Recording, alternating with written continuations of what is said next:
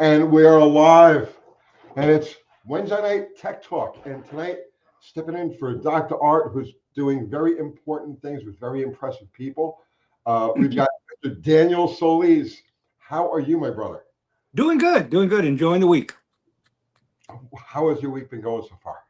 So far, it's been good. Today, I spent the day working on the hot vapor car, so that's always a good day. The weather's beautiful here in Texas, so this is awesome. It was a great day. We had like a deep freeze here, like day before yesterday. It was like 25 degrees. Ooh, Oh, please, it was brutal. But today it was like 60. Tomorrow's going to be like 70, and for the next couple of days. That's the thing about Tennessee. We've got the weather swings are just crazy.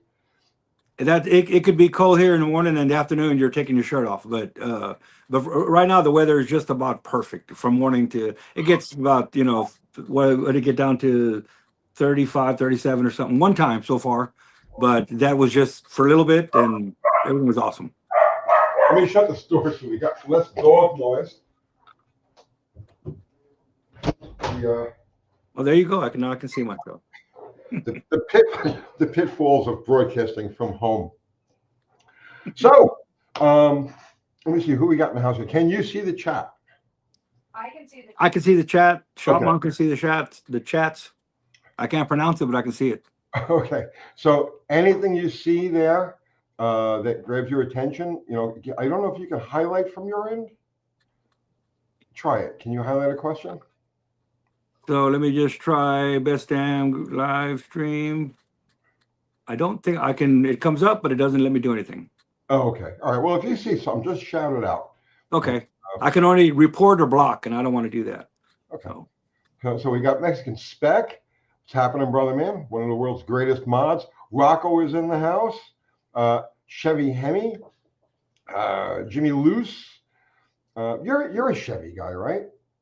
yeah. I started out Chevy. Who does? Well, I don't want to say who doesn't love Chevy, but growing up in a machine shop, there was the Ford and the Camaro guys and the Mustang guys, and some of my old early mentors, Mr. Les Bennett, owned the auto parts, and he said, Danny, you want the best truck, International Harvester, you want the best car, Chrysler. So in high school, from 16 on, I was just Chrysler, Duster, 318, 340, 360, and then yeah. So, but I love them all. Don't get me wrong. They all have their good points, strong points, and love them all.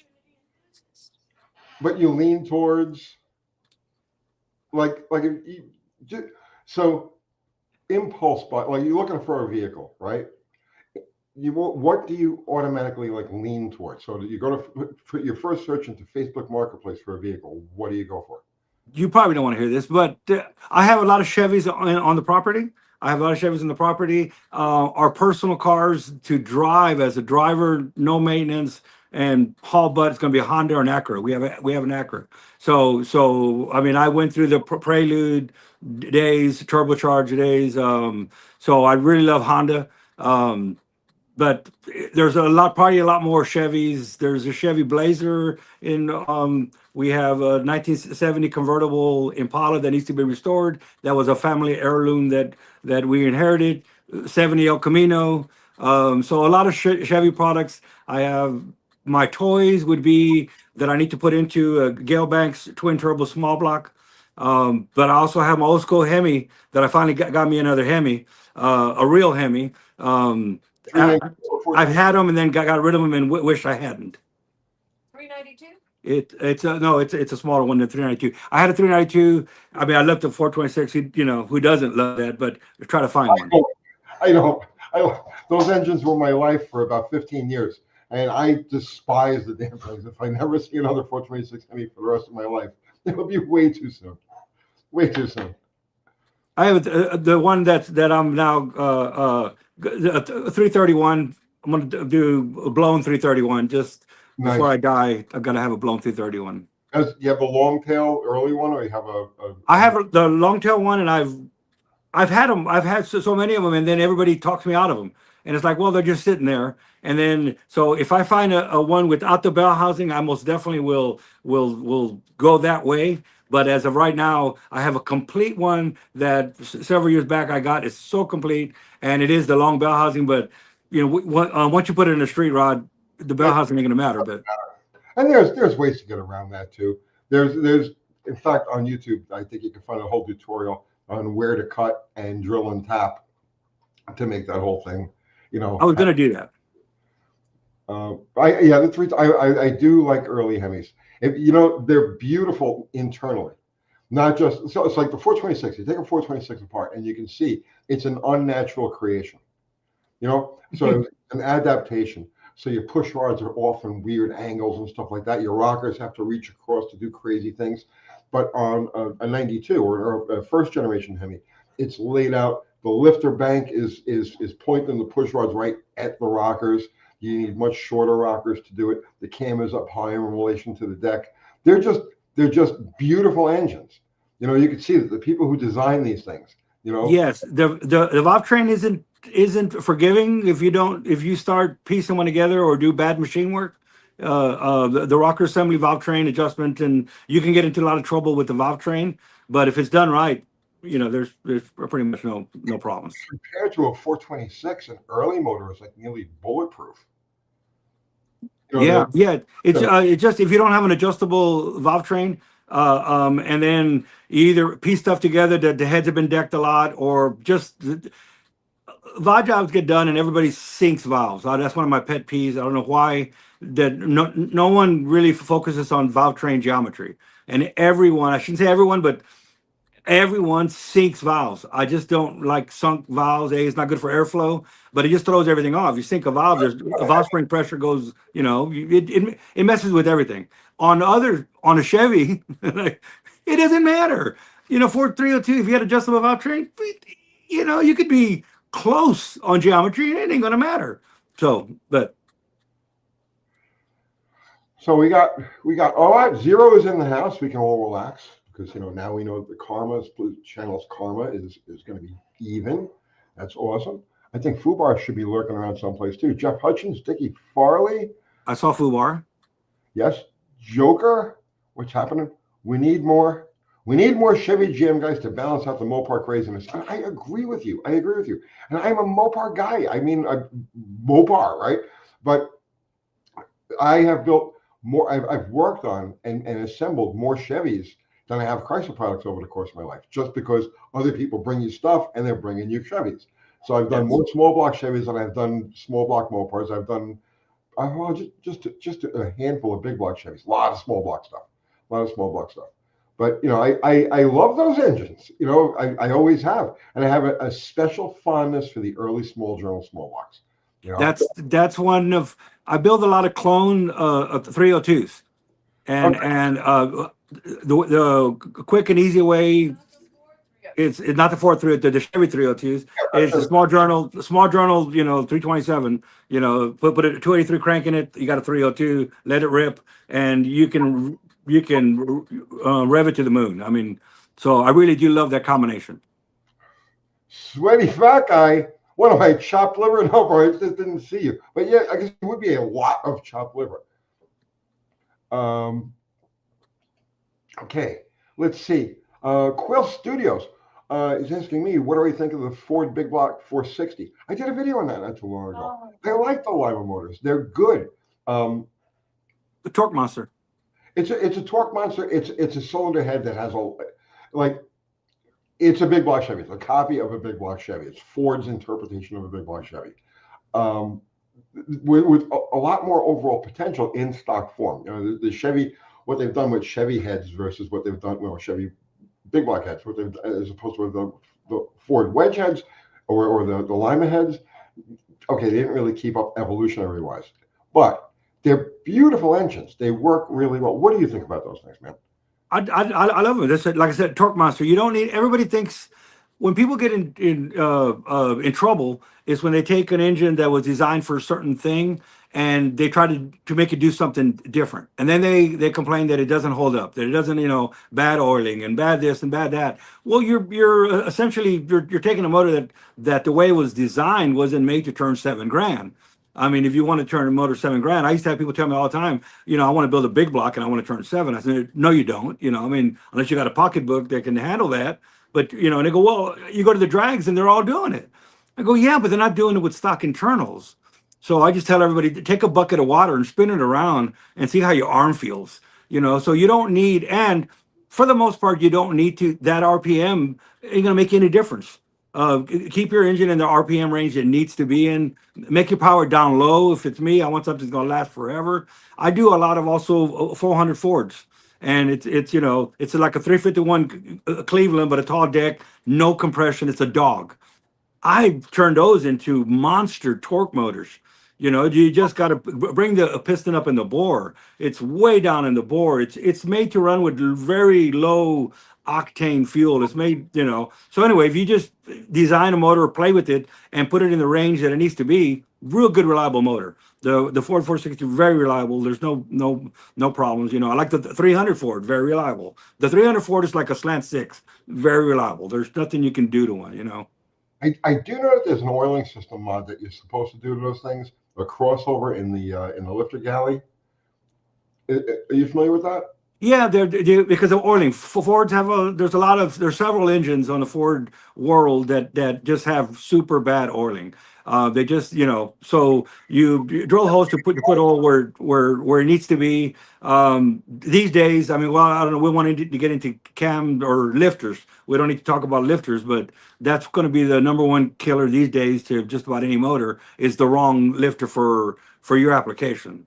Okay, have you seen anything more crazy than the oiling system on an FE? Not a side oiler, but just a standard FE. I'm building one right now, a pretty badass one. I mean, like what?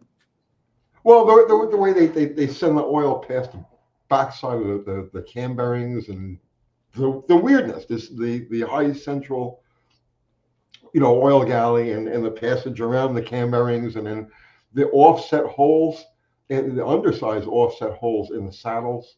If you're doing any of the Ford Big Bluff 460 FE, you would be surprised. If you're talking about the FE oiling, they have the smallest little bitty oil passages, and they don't line up to the main bearings. I know, it's what I'm saying. That right? Yeah. It's a passage that goes from the main feed runs. For you guys who aren't familiar, the main feed runs above the camshaft, right center above the camshaft, and then it feeds the lifters, and it also feeds the mains. But the way it feeds the mains is a passage that's gouged into the block that's behind the cam bearings. So it goes behind the cam bearings like this, then it goes down, and it has these little tiny itsy bitsy oil holes. And the oil holes are offset about, I'm going to say, a fifth of the way to a third of the way to the corner. Way off. Yes. Way off center. Like every other engineer we come across, the oil hole is dead in the center. On an FE, it's way off on the side. It's like, what are you guys thinking? One of the first things we do is really any kind of Ford, especially that one, is scribe the oil hose to match the bearings. And we go ahead and lean those oil holes over. We get in there and we enlarge oil holes. You're exactly right on the center, and they go back across. Ford didn't really believe in proprietary oiling, and it's worked. I mean, it's LS copied it, so that's a joke. It's an LS joke. Don't. Well, okay, there were a couple of ones I wanted to get to here. Besides Thumpers, where was that? Mopar Maniac, what do you think about the IHRA moving all their race classes to the 8th mile? It is way overdue. Everybody should have gone to the 8th mile, well, in 1958 or whatever, 1957. It all should have started out at the 8th mile. There would have been so many more racers would still be racing if it wasn't for, because all of the destruction happens from 660 to 1320. I grew up on quarter miles. Quarter mile was the only thing I knew, and to this day, I still make equations to quarter mile. But since I moved to Tennessee and became accustomed to the 8th mile way of life, there's no going back. There's absolutely no going back. And I think I just heard IHRA is gonna try a small tire next year. They're gonna have a class for small tire. They should. Everything is based on tire size these days, tire size and tire construction, and I don't think they should be any different. They should embrace all the street all guys. Okay, so there's one for you. There's one for me. Okay, Shotman, what is it? So I should electric turbo my Land Rover engine, 2.25 liters, 4-cylinder with a max boost of 2 psi to go up the grapevine in SoCal. Change my mind. Okay. That's cool. I love turbochargers. An electric turbocharger hasn't, you're not. It's much easier to install. The thing about turbochargers and blowers, I love them both. I always tell everybody, a blower looks cool going through the hood. I had a CUDA, blown CUDA. There ain't nothing better than seeing a blower move. And there's, if you want to have fun, put a blower in the car. If you want to win, if you want to win a race, put some turbos on your car. So I'm all for turbos. I am really a turbo guy. But I love, in the garage right now, I have engines with twin turbos and blowers. So I mean, they both have their place. So I've been doing that whole nitro series on that Top Fuel Dragster. I mean, yep. And I did an installment on the blowers. And somebody in the comments asked about turbochargers. Why don't they use turbochargers on these things? And have you ever seen a turbocharged nitro car in action? I remember back in the day there was a Top Fuel Dragster or something that was twin turboed, or several people have done turboed Top Fuel cars.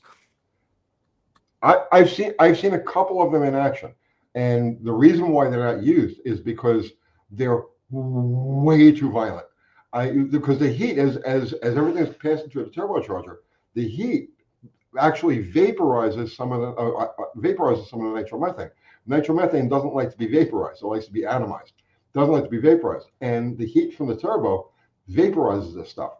So when you hit the throttle on a turbocharged nitro motor, it's just like the most. It's like the wrath of God. It's the most great.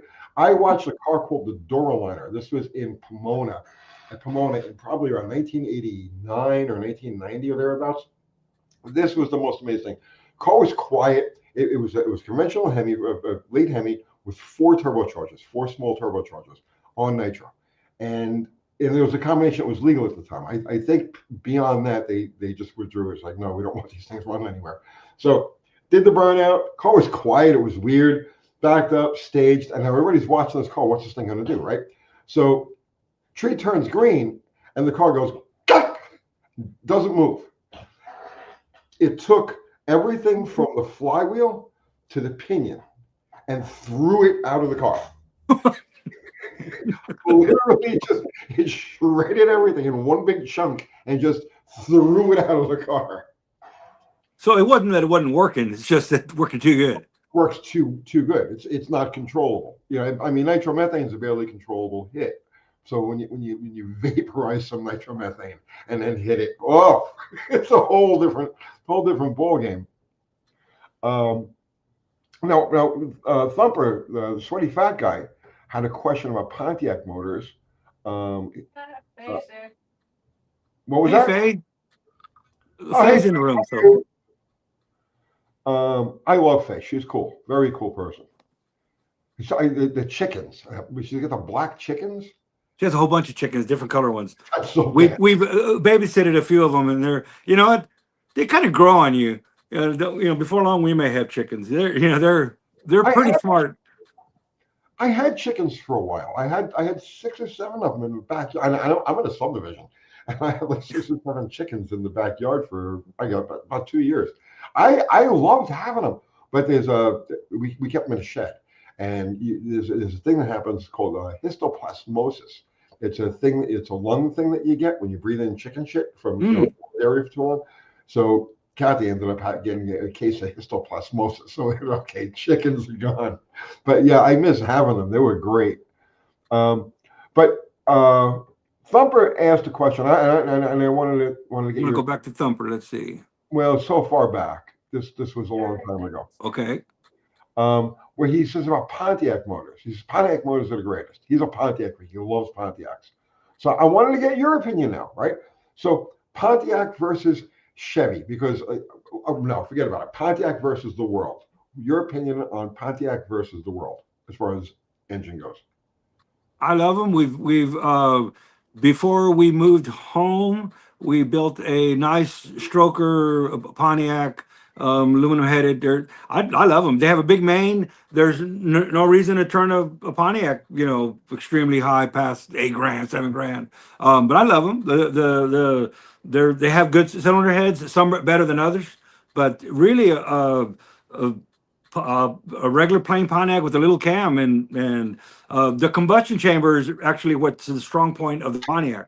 I'm not, it has a big main, a huge 3-inch main, but the combustion chamber was one of the first, if I remember right, certainly one of the first to have a fully machined combustion chamber. So it's not a casted combustion chamber. So you don't have all the little spikes from the casting. I love Pontiac. Yeah, we actually built one of there was 110 Smokey and the Bandit cars for the movie. And we built one of the 110 ones several years back, probably 10 years ago. And Fubar just put up a link to my merch. Thank you, Fubar. So we got our hats, we got our shirts. We have our new Crushing Disappointment shirt in the store. So you guys can go that and promise everybody around you you're going to make up for that crushing disappointment. Thank you, Fubar. Let's see. Oh yeah, zeros. The Chicken Walker Ranch era of UTG. There's when I do lives or I do shows from the studio behind me. There's a thing one of the viewers made for me. This is UTG Chicken Walker Ranch behind me, and it's because we had chickens. I have chickens in a lot of my videos too, and we did one. I got challenged to a burnout contest, so we had one of our chickens. I forget which one it was. We had one of our chickens actually do the burnout. We filmed her sitting in the driver's seat, right? I was laid down under the dashboard working the pedals with my hands, but she was perched up on the seat, and we shot it in such a way that the car was doing a burnout, and it looked like the chicken was sitting there doing it. She's looking around like this, and the tires are just burning. I've seen a lot of references in your videos about the chicken burnouts, and now we know I know what the chicken burnout's all about. Okay. To me, Luce, man, I love the guys on this channel. You guys remember everything. Trudy the chicken, yes. Coda remembers. You all remember Trudy. That's awesome.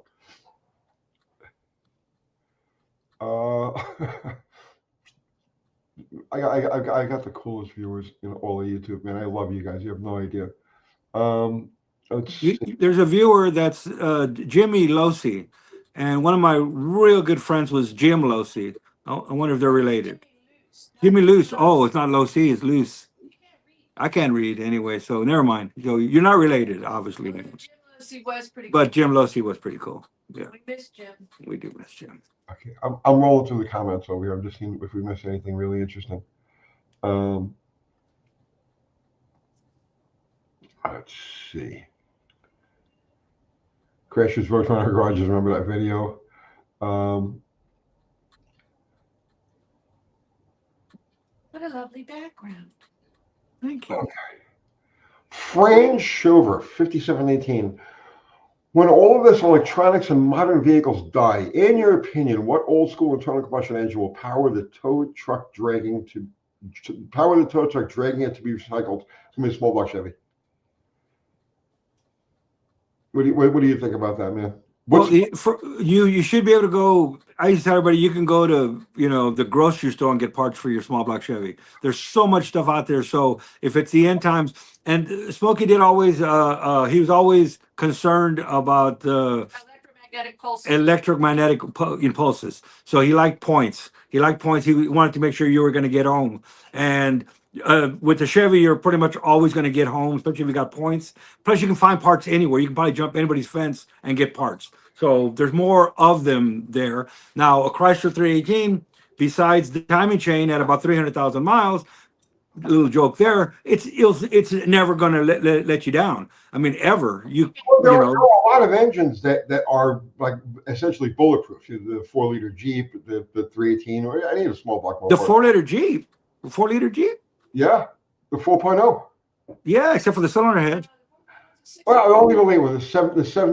Besides the crack in the cylinder head, and my uncle would call that a cosmetic crack.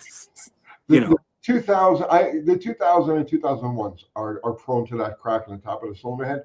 But I'm just saying it's generally a bulletproof motor. There's a lot of bulletproof motors that like will motor you through the apocalypse, no problem. Mhm. But the parts, see, the small block Chevy, the thing is, like it can be reproduced now in great numbers from many different sources, right? There's so many small companies out there that have the capability of machining to do the cranks, to cast blocks, to cast heads, to make valves, to do like it's all of the tooling is there, right? It's all ready to go, even if it's been dormant for 20 or 30 years. So the small block Chevy is the engine. If you were going for the end times, right? It's a small block Chevy that's going to get you there. You could build that engine without one original part. Yes. Yes. And your eyes closed, as Shop Mom says. Yeah. The LSs, I mean, LSs are similar. They've got a great aftermarket and everything. But, I mean, I guess it's not too difficult to build a distributor carburetor. But, yeah, they build carburetor LSs all the time. But ignition, it might be a little bit of an issue because there's just no convenient way to plug a distributor into it. What's Elaine laughing at? What's so funny over there? I'm reading, when all electronics in modern vehicles die, in your opinion, what old school internal combustion engine will power the tow truck dragging it to be recycled? Yeah, that's the question we just did. Yeah, that's one we were talking about. Well, I just got back. Oh, you was reading it. Let's see. Car Margin saying a 4.0 Jeep heads and pistons issue. The pistons issue was not a problem, and I proved that. I bought one with a piston and a cracked skirt, and I put 70,000 miles on it. I bought it knocking, right? I paid $750 for it, right? And I bought it with a knock, saying, okay, this thing needs a motor. And I took a chance on driving it home. I said, worst comes to worst, I'll just call my buddy and get myself towed, right? But I'm going to try to drive this thing home. It's like 50 miles home, right? And I got home with it, and I was like, wow, that was crazy. It knocked the whole way like that, and I drove it home. So the next day, I was going to bring it to the shop. And I said, man, I hope it makes it to the shop. So I fired it up, duck, duck, duck, duck, duck, duck, duck, duck, duck, and I drove it to the shop on the interstate. It got there, no problem. Then I said, you know what? I'm going to go home for lunch. I'll take the Jeep. Duck, duck, duck, duck, duck, duck. Okay, so next thing you know, it's like a year later, and with 2 years, it's like 70,000 miles. And I drove this thing going duck, duck, duck, duck, duck, duck, duck the whole way. It never stopped running. It's just the skirt breaks. And the piston just bangs around like that, but it runs, it seals, it doesn't eat no oil or anything like that. So the piston issue isn't really that big of a piston issue if you don't mind the noise. It will get you home. It'll get you home. It'll get you halfway to the moon, actually.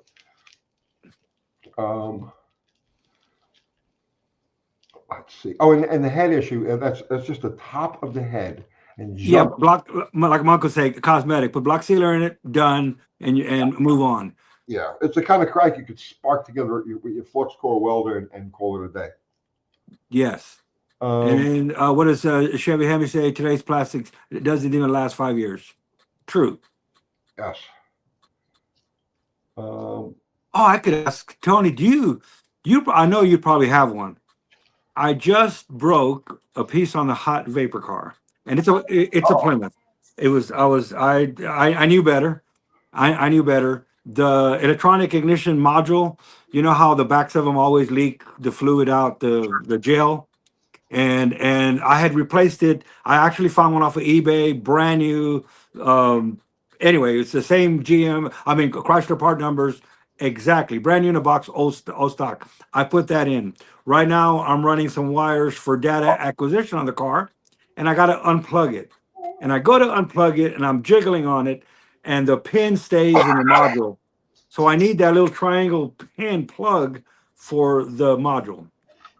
You ready for this one? Let me let her out. If you had asked me that question like 2 weeks ago, I probably had 5 of them. I wanted to declutter, so I had piles of wiring harnesses in my shed. And I sold everything. I sold everything was in the shed. Everything was in the attic. Everything was in the garage. All of it, just extraneous stuff that I'm just never going to get around to using.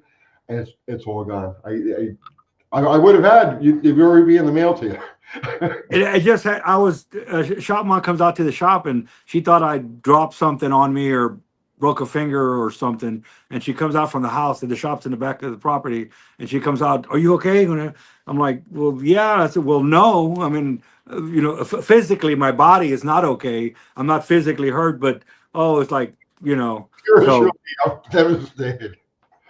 And I knew better. I should have just unbolted the module and ran the wires behind it, put the module back. But I had just replaced the module a year ago. So anyway. So Jeff Hutchins, don't curse at me. That's not cool, man. who's cursing? Rose is here. Hey, Rose is here. Queen of Vans. Queen of Vans, one of the most queen of the Vans, a most talented fabricator. I want to say the most probably talented fabricator I know. Vans. What is she? What kind of van is she fabricating? Well, she's the queen of Vans. So anything Vans, she's all in Vans. The mods she does are really something. Actually, very interesting. Does she do like early like 70s? Yes, and in fact, she does that. She sells the little windows that are on the side of the Vans. Yeah. Yeah, the coffin one, the round ones, the triangular, any kind you want. She actually blows them, makes them. I mean, she sells those for any color you want. She does a lot of parts for old Vans. That's her thing. Old Vans. That's an up and coming trend right now. Yeah, well, she's been doing it before it was popular, but yeah, it is becoming like a good time van. We grew up with good time van. I mean, that's the old Fords and old Dodges. I've seen them. I've seen her on her site. She's always working on old vans, but I think she had one with an old straight front axle on it. That's the one that her and Faye did a road trip in. Nice, excellent. So that's Queen of the Vans, guys. Go check that out. The van thing is up and coming, and I'm halfway. I'm needing a van. I'm looking around right now because of the dogs. We take the dogs to shows. They get their crates and stuff. Not shows, we don't have show dogs, but they run different events and stuff like that. And I need a good way to get them around. And I'm looking for a van, but like something early like that would be really cool. Oh, all right, Rose. If you see anything, in fact, there she is on the screen. I can see her on the screen. So yeah, Rose, well, I'm sure she knows where a lot of vans are. They have van meets. There's a whole van world. So I'm sure she knows where just about any van that you'd like, where she could, find you one. Yeah, she's awesome. All right, let's see what we got here. Scooby-Doo. Okay, let me back up here. What Rose just said. Chris Freemaster, you sold the car that was up in the attic? Yes, I did. I had. So when I was in the Mopar parts business, I had stuff everywhere. I mean, it was ridiculous, right? So I parted a 1966 Valiant two-door, a Valiant Signet, and all of the metal on this car was really nice. So, and when I say all the metal, I mean the floor pans, the frame rails, all of that stuff, right? So I cut it up, and I had no place to put this freaking thing. So I ended up putting it all in my attic. So I had essentially an entire 1966 Plymouth Valiant, minus like the drivetrain, in the attic. The roof was sectioned and put up there, the quarters, everything. I sold a bunch of it off over the years. But when this guy came and cleaned me out, we had to actually pull this shit down from the attic. That was an adventure. Had we known that old car parts, every nut and bolt and screw was so valuable in the future, we'd be rich right now. I know. And here is Jeff. There he is. Jeff Brower. That's the guy who owns the Top Fueler. And glutton for punishment. So the guy Richard, and Richard is the fellow that bought my stuff. A couple of weeks ago was my good friend. It's such a small world, right? You told me the story the same day I talked to him. Yeah, small world. I know.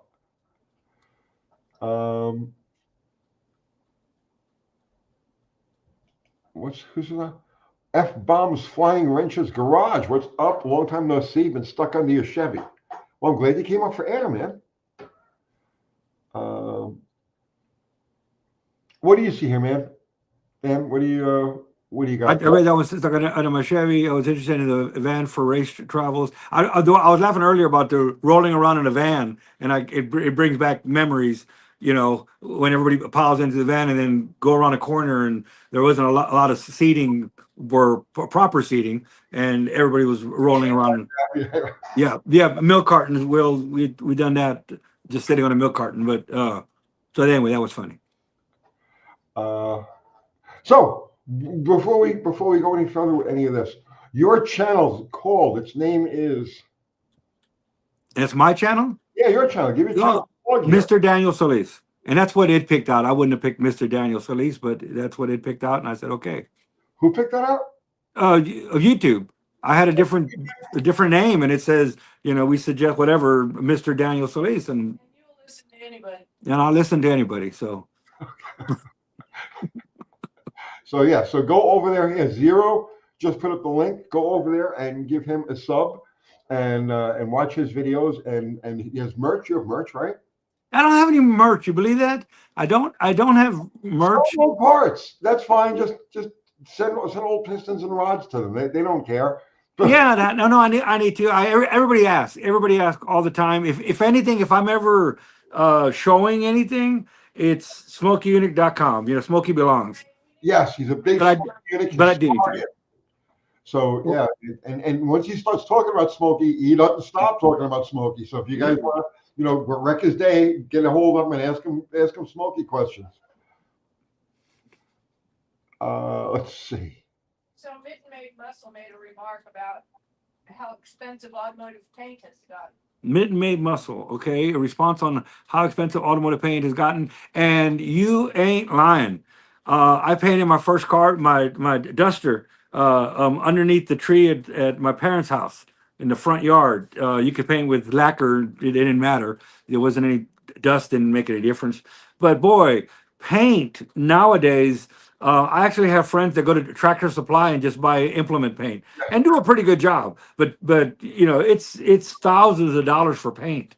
I mean, paint's expensive. It's and all the stuff that goes with it. I think not just paint, the fillers and all the little odds and ends that you need to do a paint job. Sandpaper, that is just off the chain. Yeah, I used to be able to walk into a paint store if you're going to paint a car, and for $200-300, you walk out with a box, and it had everything from Bondo. It had stirring sticks. It had the primer, the thinner, the everything in there. Now $300 can't get you the paint. I mean, I know that everything's going up, but this has been for a while. A paint job around here, I don't know what a paint job around there costs, but you can buy another car cheaper probably. But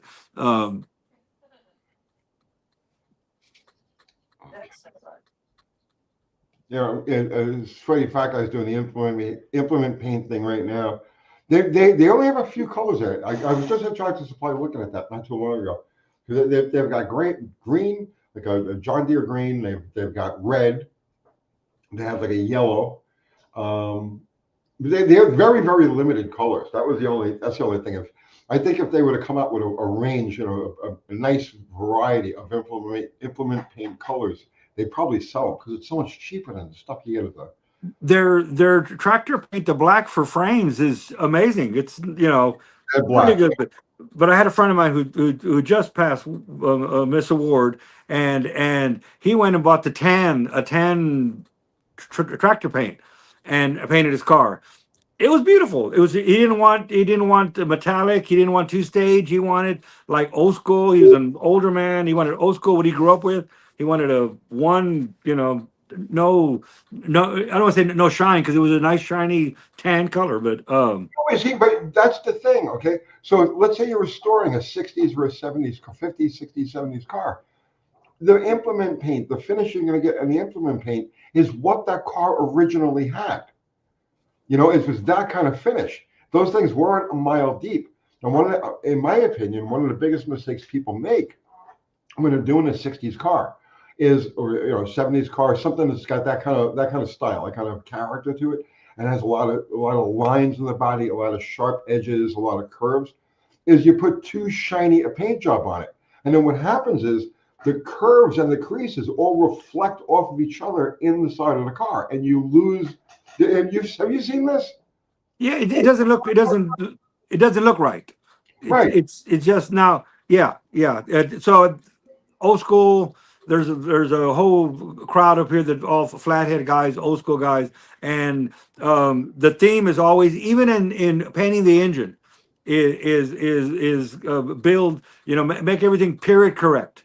We don't want billet parts. If Ward, we had a bunch of nice quality billet parts, and he had his glass beat them all dull. He goes, dull aluminum looks like cast aluminum. Cast aluminum would have been period correct. Right. Billet aluminum, no. So we put aluminum heads on this 302 Chevy. I built him a clone, and there were AFR, awesome CNC ported. We did the works on them, but he didn't want these aluminum heads on his car. So put the double humps on them on the side, paint them orange. I mean, so all the old guys, they don't really, which I agree. I don't think you're building a period correct early car. And the billet stuff was, Boyd Cotton era. You remember, Yeah. everything went to billet. It had its time. Now everything's CNC machine billet, but yeah. My opinion, it never had its time. It was terrible. I that whole billet period, all that tribal shit in billet. No. So do you leave your intakes raw? Do you clear coat them? Do you powder coat them? Do you paint them? Say that again? And I'm talking about an aluminum intake, raw, clear coated, powder coat, or paint. I'm neither clear nor powder coat. I'll either leave it raw or paint it. The clear always turns yellow. Jimmy, it doesn't last long. I don't like an aluminum intake. Everything gets on and it's going to look like crap pretty quickly. So I have been playing. In fact, Ward, we played with some of the stuff for Mr. Ward on matte finish powder coat, and I was really pleased. He actually had us do an intake in an older intake that he had, and he says we're going to try 3 different powder coat finishes, and then he picked the one that was the closest. Looked matte. It looked like if you let your intake out, maybe out for about a week outside, not in the rain, and then it stayed that way forever. So it really looked really good. So it's a matte finish in a powder coat. Fuel, gas, silicone, wipes right off. A powder coat, because you paint it, no matter how careful you are, eventually fuel is going to get to it and it's going to eat it up. But yeah, powder coat, that's wipe it off. So I do powder coat a lot of stuff. What was that? Was Shop Mom's giving me a? Rose had a question for you guys. Okay, Rose has a question for us. If y'all were building in LA, what heads would you pick? The Edelbrock seem wacky. The Mopar race heads seem hard to find. How would you make the best of an iron head situation? Oh, that's right, because Rose is a Chrysler guy. Yes. All right, did you get that question, Tony, on Rose? I didn't. Hi, if y'all were building an LA, what heads would you pick? The Edelbrock seems wacky. The Mopar race heads seem hard to get. What would be the best iron head solution?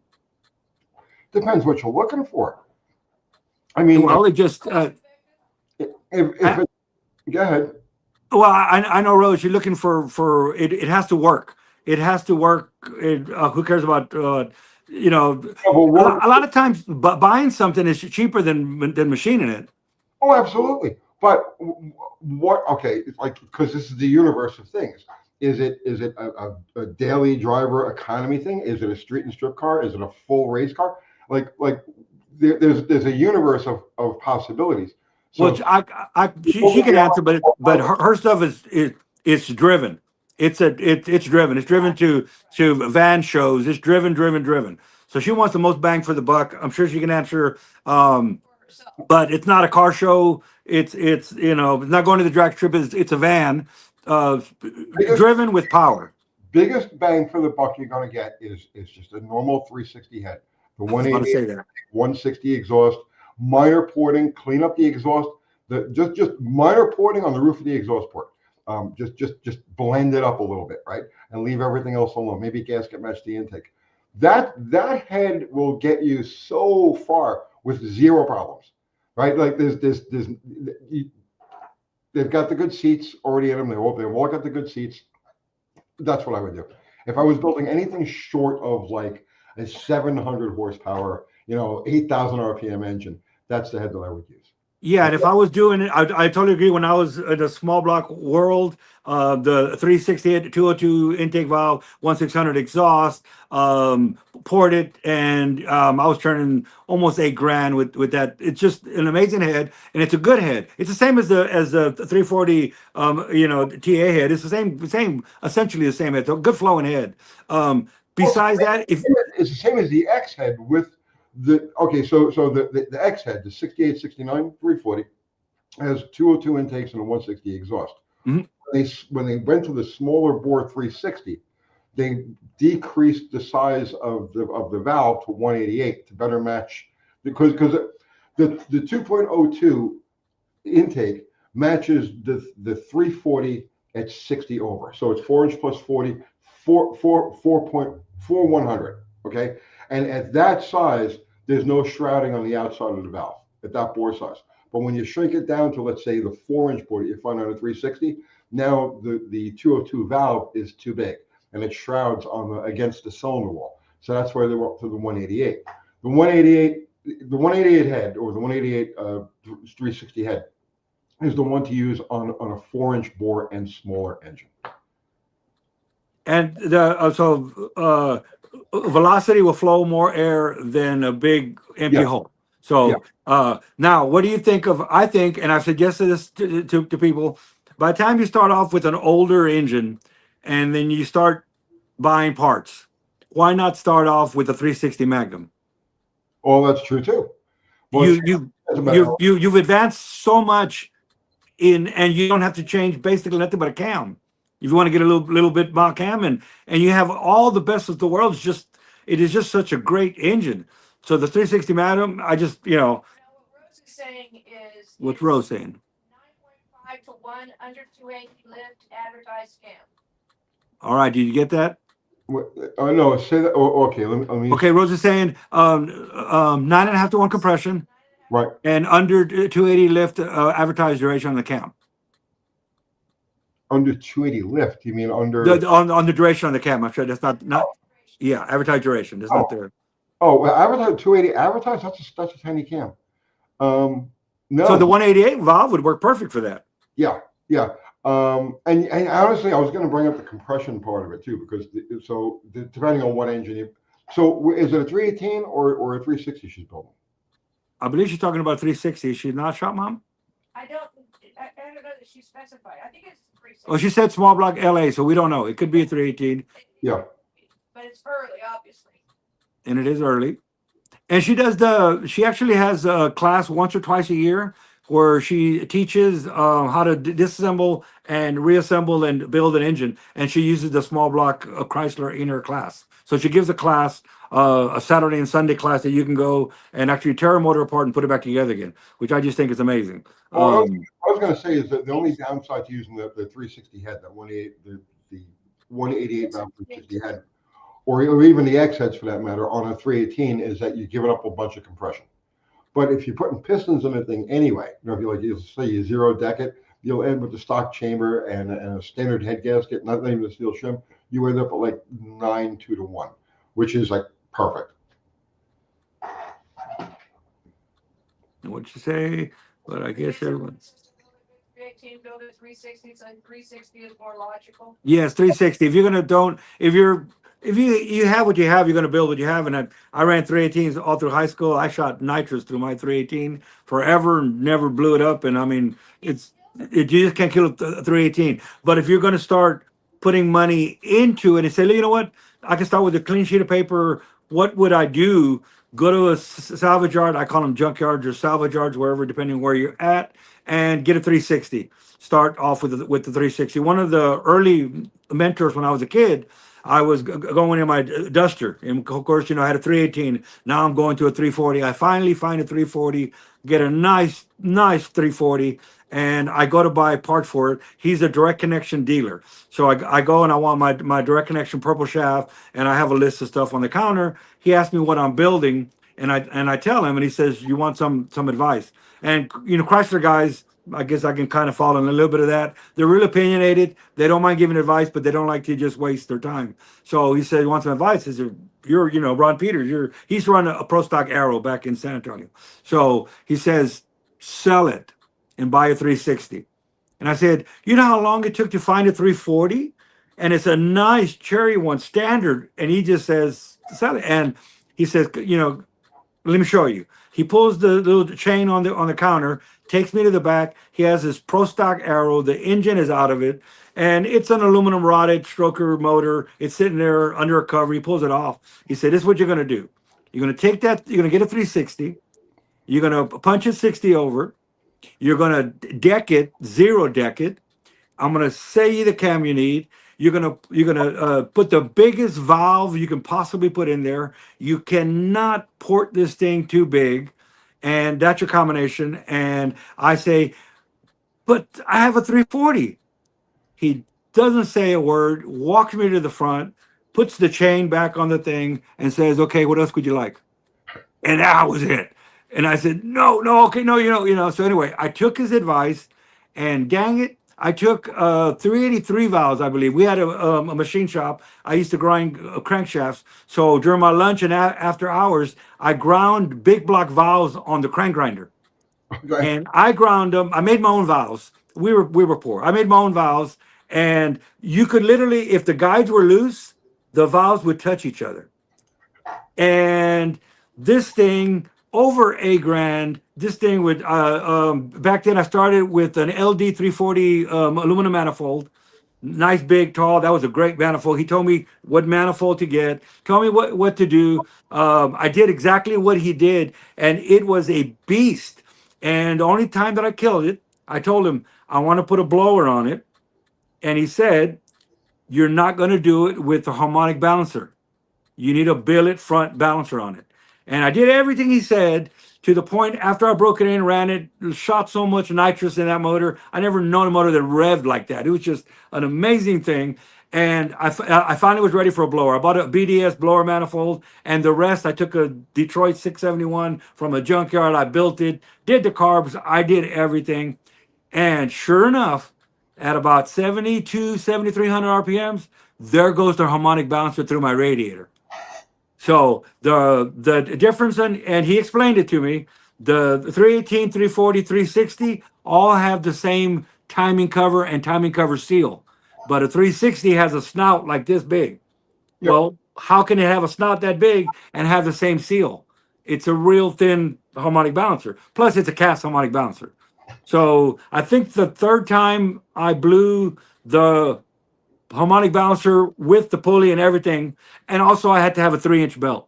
Well, not only You is don't need a 3-inch belt. it's also externally balanced. I made it internally balanced. Oh, you internally balanced. Okay. And it's just, man, I blew the third time. Every time we would just take out the radiator. It would take out the radiator. 2 o'clock in the morning, everybody would want to meet him at my shop after the club days and pull out the CUDA. This time I had a blown CUDA, canary yellow CUDA, and I'd pull it out at 2 in the morning and do the most Don Garlic burnouts you've ever seen. And everybody would always meet at the shop. We're going over, you know. So by 2 o'clock in the morning, we would do this. Every time we would just take out the radiator.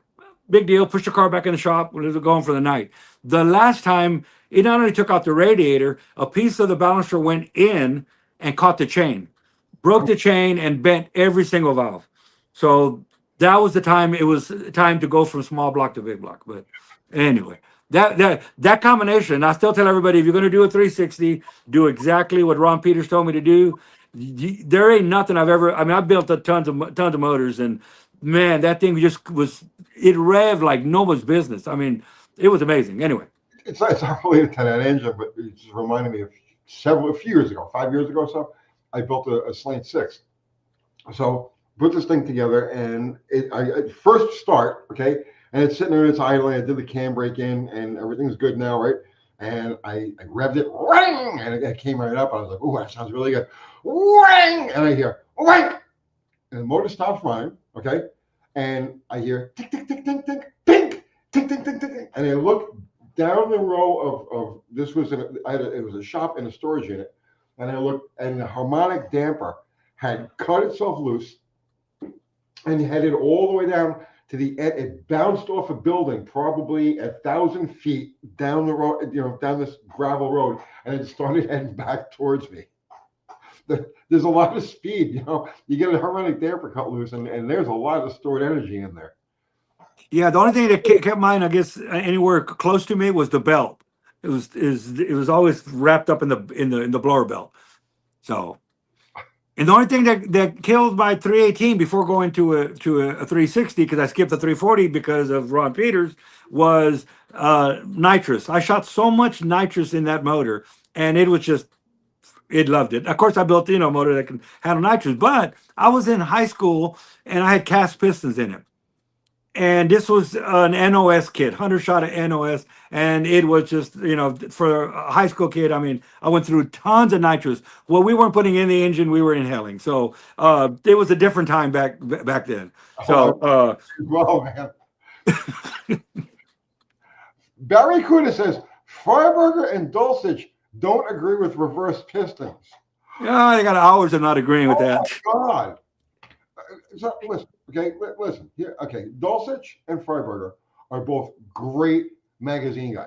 Okay, they make good videos, right? They're entertainers. They're good entertainers, and they have great basic knowledge. I say basic knowledge, okay. But when it comes to like really actually understanding how engines really work, they're like freaking silly little schoolgirls. I don't care what their opinion is. It's nonsense. So let them just stick to like making videos. So magazine stories and making videos, and they'll both do good. And it's what everybody there's 5, 10, whatever of these topics that you can touch, and they just go viral.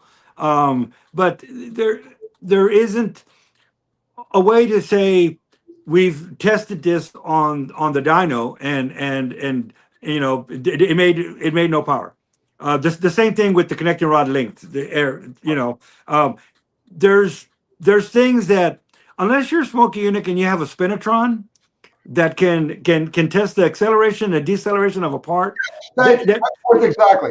So I did a whole video. On this damn because this has been going on for years now. Okay, Fragerberger called me out, not so much by name, in a video that he did on Motor Trend or whatever it was, right? So there was a piston contest going back and forth for a while, right? And two things about this. The first is that they did it on a 360 Mopar, or 360 Magnum, I should say. And that 360 Magnum only has a 60 thousandths of an inch offset. So it would be a negligible amount of offset. But also the way they dyno it. The way an engine is dyno, the way they're doing it, they're not running the motor up into the dyno. The motor is held back by the dyno and allowed to accelerate. And then you see what I'm saying? Like the spinotron is different.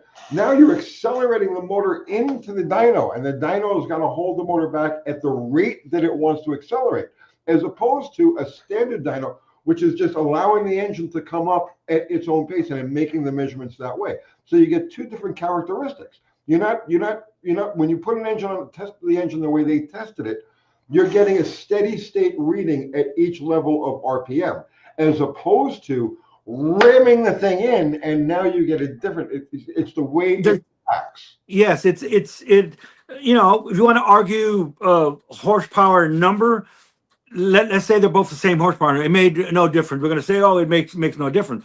What about the characteristics of how it got there? Yes, exactly. There is, and it doesn't. There's people who are just aren't going to believe things. The same thing with, like I said, the long connecting rod. I personally, I don't know what you feel. We talked about it, I think, before we mentioned it before about rod length, rod ratio. Well, we disagree on that to an extent. Okay. All right. I have always looked to build short rod engines. Okay. When I say short rod, I mean short rod ratio, and you have to understand this in the context of Mopars, because Mopars start out with a really long rod to begin with, as opposed to Chevys or most other engines. So we end up with a 1.7, 1.79 rod ratio right from the get-go, and I'm pulling a number out of the top of my head. Whereas Chevy, you're looking at a 1.56, 1.6 like that. So I've always looked to build short rod engines for the grunt characteristic of it. And my reasoning behind that is that the more angularity there is to the rod earlier in the stroke, the more you're pushing the crank in the direction of rotation. You follow me? So a long rod engine, and we're talking about low RPM, okay? So a long rod engine with a small amount of angularity, because it's a long rod engine, is pushing more down on the crank than out on the crank as it's trying to spin. Shorten the rod ratio up, increase the angularity, and now it's pushing the crank in the direction that it wants to go.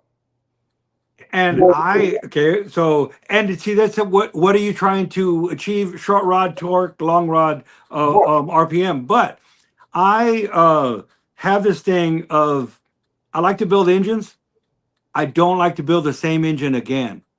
So the engines that I build just stay together for a very long time, even in a race scenario. So a longer rod is going to put less side load on the cylinder wall. Agreed. Yes. How many blown or boosted engines split the cylinder wall?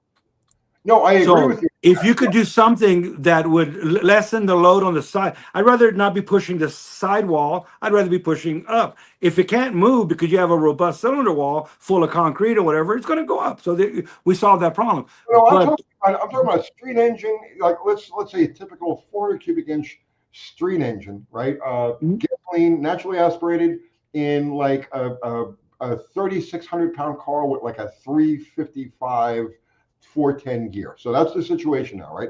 Typical street strip car that we used to build back in the day. In that case, we're talking about a lower RPM engine. We're talking about something that you need all the grunt down low. And there isn't enough cylinder pressure to actually be shoving the piston into the wall like that.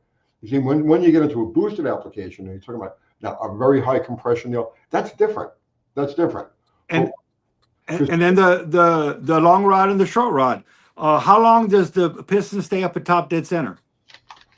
So, and we're talking, a millisecond. So we're like, it is the thing I tell people, don't go spending $1 million building an engine with every piece of technology that you read about, because you're not going to get any bang for that buck. You just built something that cost you more, and you're trying to put every little thing that you read or saw or somebody built, and I want to take that piece and that piece, and I want to make the most power that I can. Unless you're doing some kind of a sanctioned event where everybody has to, there's rules, and 1/2 a horsepower or 1 horsepower is going to mean the difference of winning or losing, then you better have all the money in the world, because you're going to use every little bit of a trick. But for efficiency, I would rather have my piston hang up at top dead center longer to allow for the reaction to happen, for the combustion, for more fuel to explode, burn, make more power. So a longer rod is going to hold the piston up at top dead center, dwell time a little bit longer. But my compressed air engine, which is the right now the hottest thing going in drag racing, it's it's 2 scuba bottles in a car. So in that motor, I have a 6-800 long rod. It took a while to find a manufacturer that would make a piston that shallow. The piston pin is literally up past the oil ring. I mean, it's okay. Now put yourself in the world of Mopars, right? That's the normal rod. That's the normal rod for in a 440. Yes. Right. So like what I'm saying, it's like we start as a Mopar person, we start out with rods that are way too long to begin with. So like where you're building a Chevy, you got to stretch that thing as far as you can. It's like you run into pistons that are like, like they look like a little, disc at the top of the rod. And there is some stability with everything. There's a yin and a yang. Nothing is just totally free. Nothing is going to give you advantages without disadvantage. So I try to see what is the advantage and disadvantage on our compressed air motor.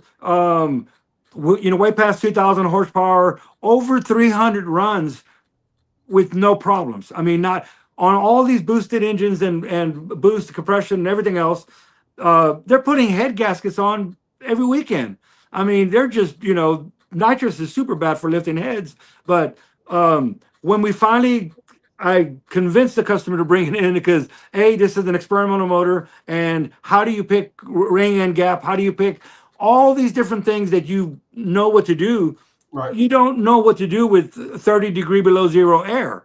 So it's a different, and we actually found out that it gets a lot colder actually at the track. On a dyno, it's not the same thing as going full out, a quarter mile, 1/8 mile.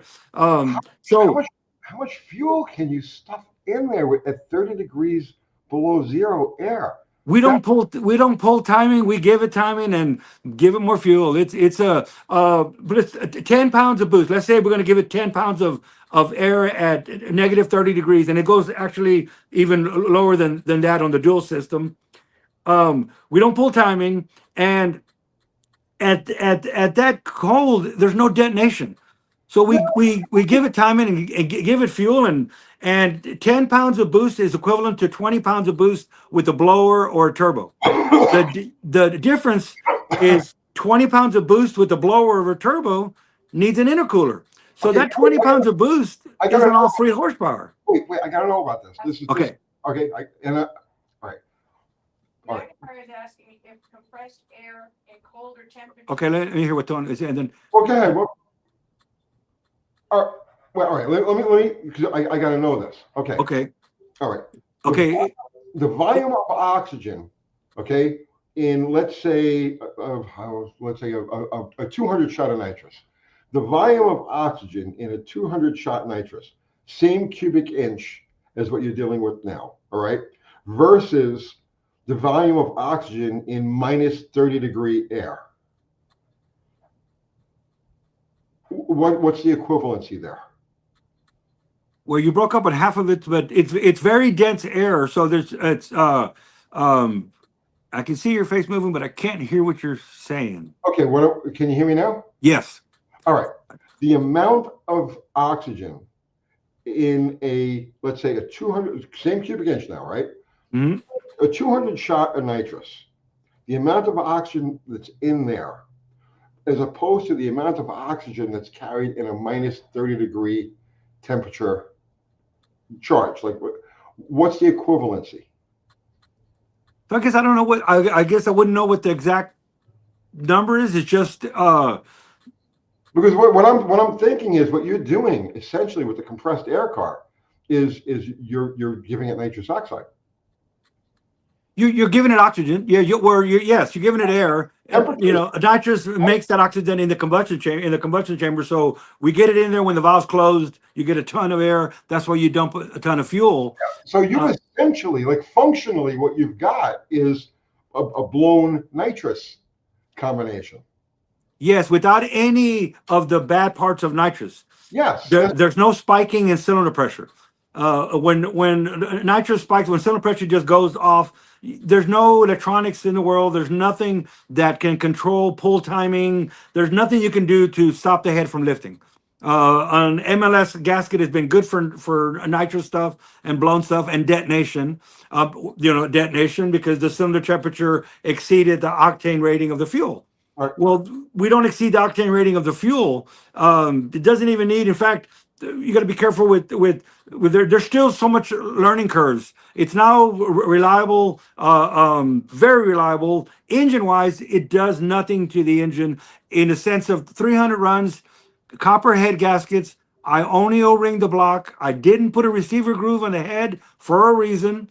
To see cylinder pressure, what we can, I was doing a bunch of testing on this particular engine. It was the very first one. I asked Mark Griffin. I kind of talked him into being the guinea pig with this, and I said, but these are uncharted waters. We can take a stock motor and put compressed air in it, or we can start trying to do everything that we think it's going to do.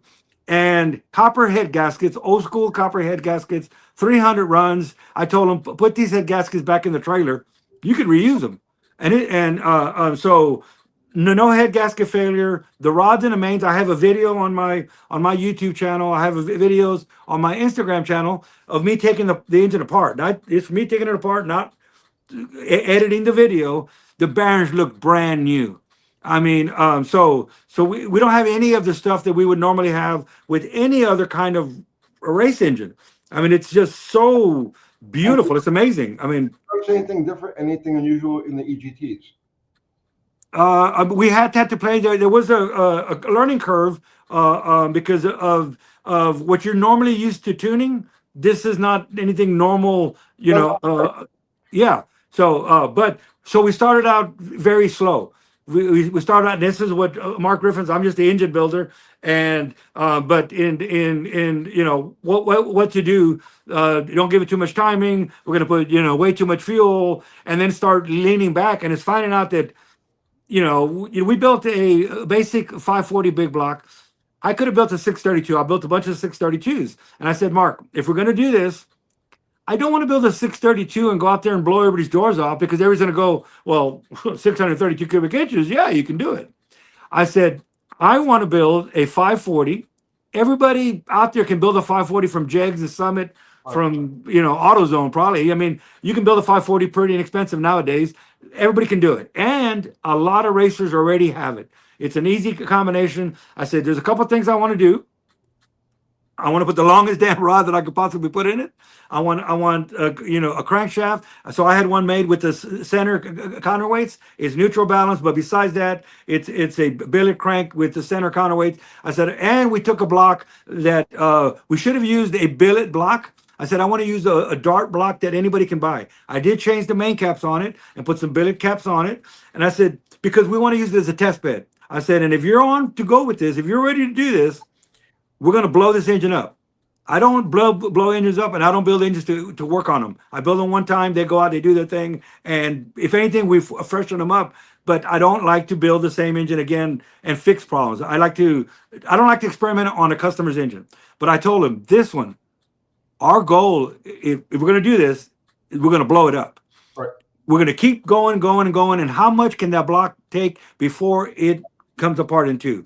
World Products, they tell us the block can do maybe 2,000 horsepower. 2,000 is probably good, but after that, you let us know. And all of the stuff, I wanted to make sure I had the best connecting rods that money could buy, that can handle tons of horsepower. Long story short, we exceeded 2,000 horsepower. I think I just saw Mark now climbing up to the 3,000 horsepower range. And it's just there is nothing from the old school ways of, it's easy tuning, no detonation. I mean, like I said, we give it timing and we give it fuel. It's amazing. It's the newest. It is. Kids will one day ask us, hey, Grandpa, what is that stuff they call the turbocharger? What's nitrous? Everything is going to be compressed air. It's just. Once you talked about the temperature of the air going in there, it's like, I'm thinking to myself, yeah, it's minus 30 degrees. So you're setting in a huge amount of oxygen as compared to a typical intake temperature of what? What do you figure a typical intake temperature on? Well, it can get over 100 degrees. Yes. Right. So you're probably doubling or even tripling the amount of oxygen in the charge at that temperature. And then the temperature itself is taking the place of the nitrogen in nitrous oxide. So what you've got essentially, in functionality, I should say, is a blown nitrous combination without the negative side effects of nitrous. That's easy to tune. I can't imagine how much fuel you can throw. That's fascinating. That really is.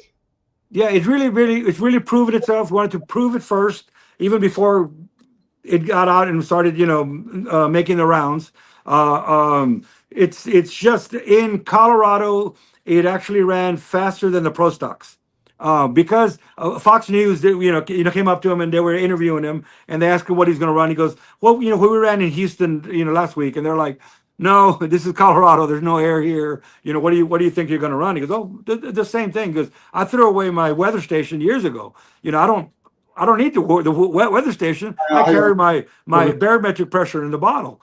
So another beauty thing about it is, it doesn't matter what temperature the day is. It doesn't care about humidity. It doesn't care if the clouds come around or go around. None of that affects you. So as a racer, you know what bit him? He was the first year in a new product, new environment, new car, new everything. He was in it for the championship. And the very last race for the championship, the tires, he's now this doesn't happen again. He covers the tires up now. The sun was hitting the tires swelled, more air pressure, blew the tires loose. And it's like, wow, I lost a race, not because of the engine, not because of anything else. It's consistent. So now in Colorado, it ran faster because there's no air, and there was less drag on the car. I love stuff like this. I don't. So the content on my channel is geared much more towards the hands-on backyard guy. But I absolutely love stuff like this. I should do another channel for just the more exotic, all right, never mind. Let's get back to our people here because we've been Yes. forth now for 20 minutes. Someone wrote, I wonder if Mickey Thompson would still be with us. Let's see. Wonder if Mickey Thompson would still be with us. Well, he was the one that first did it, or one of the early ones. Well, he was one of the early ones, but that's no. Actually, before Mickey Thompson, Art Malone did it. Okay. Before Art Malone did it, who was the guy? Mickey Thompson was working with the funny car in 1971. Art Malone was doing it in 1970, 1971 with his dragster. I can't think of who it was that was screwing on before then. But yeah, there were several attempts at compressed air supercharging, but now they've got technology changes and the knowledge of how engines work change, and so now it's all like it's an idea that whose time has finally come. Yes, with the electronics is what helped this go to the next level is the tuning electronics. The theory was there. Yeah. Then someone has asked, Rusty Water 3219, oil in the gas. What do you want to do, flush or just change the oil? And I would bet that if it's an old school, we're talking old school now, was it a fuel pump problem? Why you have so much fuel or fuel wash from an injector not being tuned right? But the answer is, what do you do? Just change the oil, or what would you do, Tony? I missed the question entirely because I was going through looking for stuff that we had missed, and I figured you would take that. So if you got gas in the oil, would you flush it or just change the oil? Just change the oil. Yeah, it's going to evaporate. You don't go boom, but it's as long as it's not still there. What I would want to know is how it got there. Old school, we all know. As soon as we saw that, it was a bad fuel pump. You know, new stuff now. It's injectors or something to do with that. I figured, well, you've got this one covered. Let me go ahead. But yeah, even small amounts of water, you get trace amounts of water like from condensation. Because a lot of people pull a dipstick or take a oil cap off and there's like gray foam and it's like, oh my God, it's just normal condensation that'll happen occasionally in an engine, and you just run it and the heat just boils the water out of the system. That's exactly right. You get rid of it, and as long as it's not still coming in from a timing cover or from something, pull your breather cap off, wipe your breather cap. The heat from the engine will evaporate and take it all to the top. Right. That's why we have PCV valves these days. That's why we have PCV valves. So I can see back in the old days, right, with the draft tubes, unless you was constantly on the highway, that water wouldn't just it would condense inside the engine and then rain back down again. You tear apart a lot of old school engines, like from the 50s, pre-PCV valves. You tear them apart and you find a lot of rust at the top of the motor. You find the rockers rusted, push rods rusted, flaky rust in places. And that's because the engine was using a lot of stop and go traffic without adequate ventilation from the crankcase. And that water would never turn into steam and then just get sucked out. And on last Wednesday, I believe that's what the beans in the pan were referring to. The old school with the downdraft tubes had this gray, thick stuff in the pan, brown, gray, whatever. Yeah, but we didn't have PCV valves. Now you brought up a very interesting subject about PCV valves, so that's another one. I don't know if anybody wants to get into PCV valves, but there really is a need for it in my mind. And I grew up thinking, let's get rid of them. Make a Thompson valve covers, 2 breathers, boom, we're done. And then as I got older and started seeing the need for it, I thought all PCV valves were the same. Well, who'd have known? So I put a PCV valve in everything, unless it's got a crankcase evacuation. I've put PCV valves on flathead Fords and it pisses people off. No, I would put a PCV valve on it also. I think you have to be familiar with like a younger guy, somebody who's like in their 30s or their 40s and they're doing this stuff, right? And they don't really have the reference to engines in their natural state from before things like PCV valves. Because I remember when I was a kid, and even like into my 20s, going to buying engines out of the boneyard, So you pick up a 62 or 63, whatever, that didn't have a PCV valve system. And those engines were impossibly filthy and grimy and disgusting. And then once you got into the PCV valve era, then you see that it's clean. The oil holes, you don't get that sludge built up. You don't get a little rust and the flaky shit inside the engine. So I'm an absolute PCV valve believer. We always thought it was just, the shop. I grew up in a machine shop, and early on, as kids, we always thought it was, for emissions, and that yes, it does. But what it actually does for ring seal, the 50 Mustang world, 80s, 85s. Oh my God! Try to get rid of a PC valve on that, and watch it start sucking on and smoking. The thinner rings, low tension rings, need vacuum pulling on them to help seal the ring. So it's actually is advantageous. I would wonder, out of everybody in the room, there's a lot of old school people. How many people run a PCV valve, and how many just run breather caps on their valve covers? And it's it's a touchy subject. It's a very touchy subject. Oh, we'll keep an eye on that. But yeah, absolutely. And then on extreme cases, it's a performance advantage. Crankcase ventilation, putting a vacuum pump on the motor and actually draw a vacuum into the crankcase. Because there's a lot of people don't realize, everybody thinks, that's the thing, right? People don't like to look past the obvious.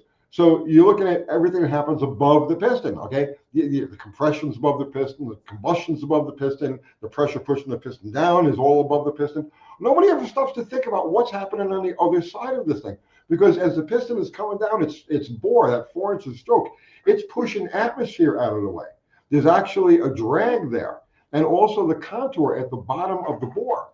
Like you'll see a truly race prepped engine will always have a very smooth radius at the bottom of the bore. And you say, well, why would you do that? And it's so that the column of air that's being shoved by the piston, the column of air and oil that's being shoved by the piston down there has an easy escape route. So there's less resistance. There's less resistance on the piston coming down.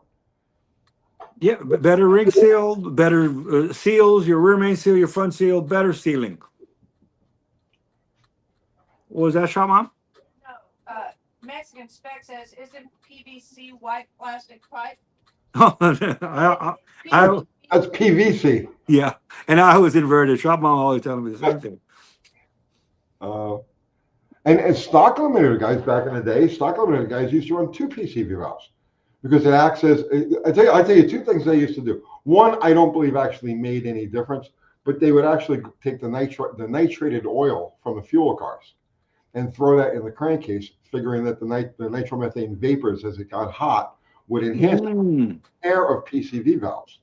And the pair of PCV valves, especially if you're stuck with a very small carburetor, they stock limited now, right? So maybe you got a 280 CFM BBD on there. Well, a second PCV valve is giving you that much more air into the engine. So I take it this is early stuff with a breather on the intake. Yeah, they put a breather on the intake and then 2 I kind of never tried that, but that would be an interesting dyno comparison. PCV valve without to see what that one you could probably PCV valve without and then 2 PCV valves. Okay. And see how that works. And then the old catch can. All right, where we go. What do you think about the catch can, Tony? I don't. So talk to me about it. Well, there's Walzona. I can't pronounce anybody's name. I use a catch can on my 72 Valiant with a 225 slant 6. I had the advantage of the intact PCV system and was able to isolate and clean up the charge coming in.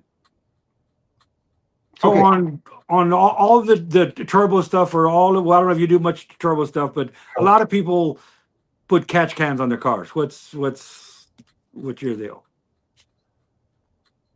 I'm listening to you. Educate me. Well, a catch can to me is like a Band-Aid. There's there's certain times that a catch can is going to work. Just to me, 100% drag car with the tons of boost with a lot of blow by. A catch can. There's so much that you got to you got to catch it. It's a catch can, just a can that all the stuff on the valve covers goes into. If you have a good system, it's a little higher up and a drain at the bottom to go back into your car. Oh, Fine. A lot of guys just drain the bottom out after every race all and right. pour it back in or dump it. On the fuel cars, we used to run a thing called the puke tank. So we would run a breather, a tube from the top of each valve cover forward into the top frame rail, and Yep. then on the top frame rail it would go, because we used just we used this top frame rail as a tubing piece, an extension of that system. And in the back of the car, you'd have a tank that would sit behind the seat, and that was a puke tank. So that anything, you heard a piston or whatever, and it would pressurize the crankcase, but instead of the oil being forced out it would get forced back into the puke tank, and then you would actually that would be one of the indications, because you make a run with the car and you got smoke here and smoke there, and you can't really tell visually what went on. Real quick, you can go back as you're towing back and open a petcock on the puke tank and have an idea of whether or not you're going to have to be pulling the heads off when you get back for the pits. Okay. Yep. Yep. And you're not pulling oil on your tires. Yes, well, that was the original the original intent of it, was to keep the oil, was to give the oil a place to go so that it didn't get on the headers and catch on fire. That was the original intent of it.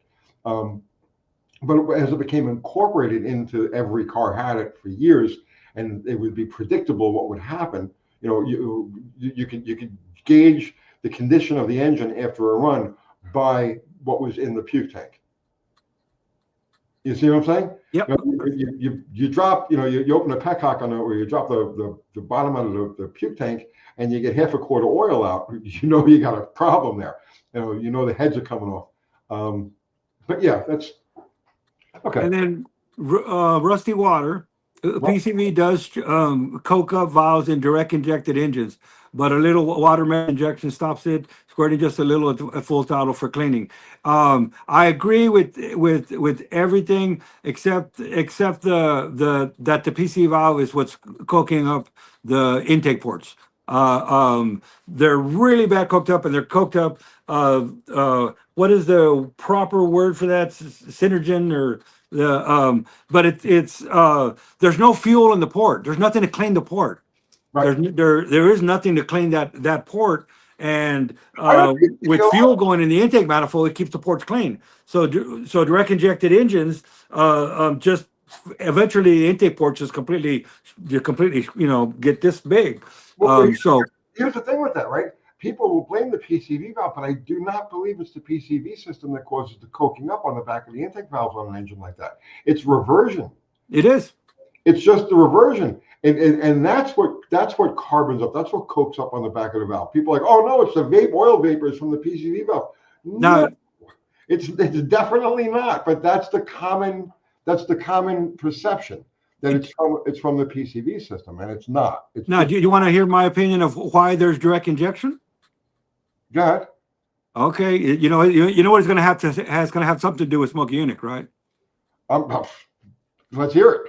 All right. So fuel going through a carburetor venturi, Smokey has written that there wasn't a better way to atomize fuel than a venturi. So everything else that you need, injectors and all the fuel injection, that's why he didn't really believe in fuel injection. You didn't need all the electronic, there's no better way to atomize fuel than a venturi. It does a awesome job of atomizing the fuel. One of the problems with atomizing fuel is that within a few milliseconds, it reverts back to its natural state. So it can be atomized beautifully. And if you look at an intake manifold on any car engine you pulled apart, you'll see the lines of streams of river of this fuel that was just running in there. Yeah. So no matter how awesome you atomize the fuel, it's going to revert back to its natural state before it gets into the cylinder. We won't get into the hot vapor engine and why that's so awesome in that regard. But so Chevrolet wasn't just Chevrolet, Smokey worked for Ford as well, and for all the manufacturers. Instead of listening to some of the things that he was saying, they listened, but they didn't want to take his method. So what they did is they moved the injectors from the Venturi to a direct injection right on the throttle body. What does it go a little bit further? That's still not, they revert back to its natural state. They put the injectors on the intake ports. Still not fast, not close enough. It reverts back to its natural state. So they kept on moving the injectors all the way down the intake manifold, all the way to the port, all the way into the cylinder head. Why do they do that? It's to atomize the fuel, high fuel pressure, a direct injection injector, super high pressure, atomizes the fuel perfectly. If we can't do what Smokey says over here, we're going to take what he said, that fuel atomizes within a few milliseconds back to its natural state. Let's inject it into the combustion chamber. That's why they inject fuel in the combustion chamber. It's because of you can atomize the fuel perfectly, and it doesn't have enough time to revert back to its natural state, helping get better combustion and burning more fuel. But there you go. Now, it's unrelated to that, but related to that, and then it's an important point. Anybody who's watching this now, the screwing around engines. This is why it's so important to not have any sharp edges anywhere in the intake tract. This is why gasket matching is so important on the intake side, and why cleaning up any sharp edges in any place in the intake manifold, any place between the throttle blades and the port, is why you don't want to have any sharp edges. You don't want to have any completely smooth surfaces either. You want to have everything to be a little textured, because smooth surface, that incoming charge wants to stick to the smooth surface. So you want to give it a little bit of a texture all the way through. But yes, rough. The main thing is you don't want to have any sharp edges anywhere in there, because that sharp edge takes anything that might be atomized and sucks it out of the state of atomization, and it ends up dripping in. Yes, and the rough ports, like you're saying, everybody thinks that port and polish. Back in the day, hot rod magazine, everybody, I need to polish everything, polish everything. I was, as a kid, we did the same thing. You want to polish your exhaust ports. Right. You want to leave your intake ports rough. Right. Rough. Get in there and just rough them, because they'll actually help hold some fuel droplets on the sides, and air going through will actually pull that off of the walls. So you want the intake ports, you want to port matched. You don't want any sharp edges, most definitely. But the rough texture is really what you want for fuel atomization. And the exhaust port, it can be polished like a mirror, in my opinion, because that's exhaust gas going out. You don't want any, carbon on the exhaust ports, but not the intake port. Don't polish your intake ports. Right. And I always clean up the step around the valve stem. That's another place that wants to pull anything that's in atomization, that's barely in atomization, back into droplet form. Let's see. Oh, we have a super chat. Chris Anders. Oh. Thank you, sir. Will removing the smog pump solenoids on an 84 Lincoln cause the ECU to stay in open loop? Yeah. If so, can I just use resistors to stimulate the coil? So yes. If you could just plug a resistor in instead of where that solenoid and give it that, yes, you're fooling the ECM into thinking that the solenoid is there being activated. And a lot of times, I remember we used to take EGR valves off, and then we realized as you get more into engines and stuff, it's really not as bad as we think. An EGR valve in a Buick V6 actually cools the cylinder temperature down with it on, and an EGR valve removed burns a piston. So, as a kid or young engine builders, like first thing we did is we blocked off every EGR valve ever known to man. We got rid of them all. So that's a different level. I know smog pumps are we think here, that year is a smog pump pumping it into the exhaust pipe, just pumping fresh air into the exhaust pipe so that it gets a clean exhaust, signal. Or when they sniff the exhaust, it's real clean. Well, they pump a lot of raw air into the pipe. When they pump the air in, it's just to extend the actual fire in the pipe to burn off any molecules before they get to the catalytic converter. Okay, so this is with but why wouldn't you want it on? But it ain't gonna make. I don't think it's gonna make any horsepower gains or get you 3 miles per gallon more, 1 mile per gallon more, removing that. I mean, not, Well, it depends. It depends on what you. Okay, so like for instance, now you're talking about in that case with the V6. Yes, I'm aware that there are certain engines that will actually run better under certain circumstances and certain states of tune will run better with an EGR valve. But you're also introducing an inert gas into the combustion chamber that's only going to take so much intake charge in. So if it's just performance and only performance that you're after, that inert gas isn't doing anything to cool the combustion chamber. It's just displacing what would normally be carrying oxygen and help support combustion. So the EGR valve is like one of those things. It's like you really got to think about it. What's the purpose of the car? How's it going to be used? What's it? exactly. Street car, drag car, bracket car. Someone's asking if I ever met Smokey in it. Yes, we did. Me and Shop Mom both have met Smokey in it. And Smokey does belong. Sweaty Fat Guy is saying he's using EGR to improve mileage without ethanol. It is good for picking some up. I don't know about that. If you say it's work, I believe you. I mean, you're a smart guy, but. All right. McIntyre, Tyler, the EGRs tend to make a mess of the intake tract. I think that's why everyone gets rid of them. That's true. They will dirty up the.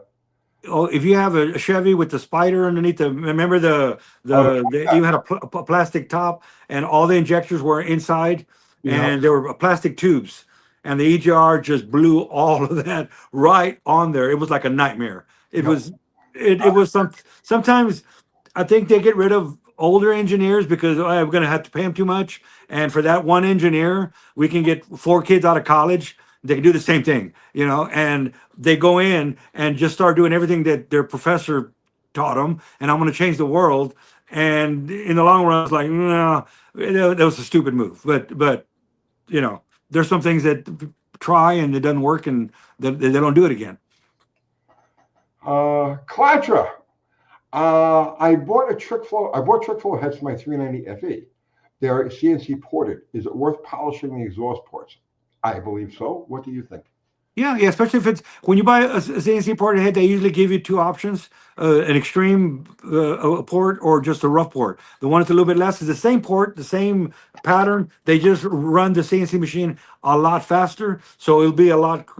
There's a lot more ridges in there. So yeah. In fact, we'll sand roll those ridges out most definitely. So and on cylinder heads, we probably don't want to talk products, right? Go ahead. Say what do you want. It's your channel. What do you, and I don't. Sometimes you got to be honest, or you got to go for the dollar, or who might sponsor you or whatever. I only do honest. I do not accept any sponsorships or free parts from anybody under any circumstances. So go ahead. All right, Edelbrock and Rose asked this earlier about the cylinder heads, and it's kind of a tough, an Edelbrock cylinder head. I've not in many years been able to put one out of a box on any motor, and right on the box it's run out of the box. And if all you have to do is seal the intake and exhaust valve, and you consider that a good cylinder head, then go ahead. But they're just so poorly machined, and the geometry's off. The valve stem heights are off. The spring pressure is way crazy. In fact, I think a lot of people that flatten cams that are running flat tappets never check the spring pressure on an Edelbrock head. And they're way over spring pressured. I've seen them over 150 pounds on supposed to be a flat tappet cam head. Because when you order the head, you order it for a flat tappet or for roller. Over 150, but you're going to flatten the cam. It doesn't matter what you do in the world. It's going to flatten the cam. And no one puts 2 and 2 together. I put these new Edelbrock heads on, now I flatten the cam. Well, you don't need 150 pounds of spring pressure. Nowadays, we pull spring pressure. I'm probably one of the, this is another thing that we go through a lot. And all my motors, I'm going to use an example, but don't hold me to this, have 10 pounds more spring pressure than I need. Back in the day, we put 150, we put more spring pressure because valve float. You weren't turning the motor high enough to valve float it. Come on. Well, some of us were, but for the most part, no. So you overspring the head for that one time that you might rev it up. Well, a lot of that has That's to do with original stock valves, which were heavy. If you're talking about an engine with aftermarket valves, lighter valves, and yeah, of course you get it with lighter valve springs. But I just want to just go back to this because Claudia is asking about the exhaust ports on the head and Mhm. whether it's worth porting or not, polishing. So the one thing I want to point out is since you're focusing on the exhaust ports on your head, right? This applies to all cylinder heads, right? All cylinder heads. Well, conventional heads that we would come across in our world. The roof of the exhaust port is everything as far as flow goes. Right, all of the flow comes right out of the combustion chamber and heads right to the roof. Nothing happens down low. All right, down low is just to relieve pressure. Up high is where the flow happens. So while you're looking at your exhaust ports and probably polishing and whatnot, make sure that your gasket matching, or at least checking the relationship between the top of your header tube and the exhaust port. So if you've got a gap, if you've got like room to go from the top of the exhaust port to the header, take advantage of that and blend the top of the exhaust port up to where it meets the header. And you'll see a big increase in overall flow that way. and it's one of the things I tell a lot of people, stay off the floor. I ain't talking about the dance floor. Stay off the floor.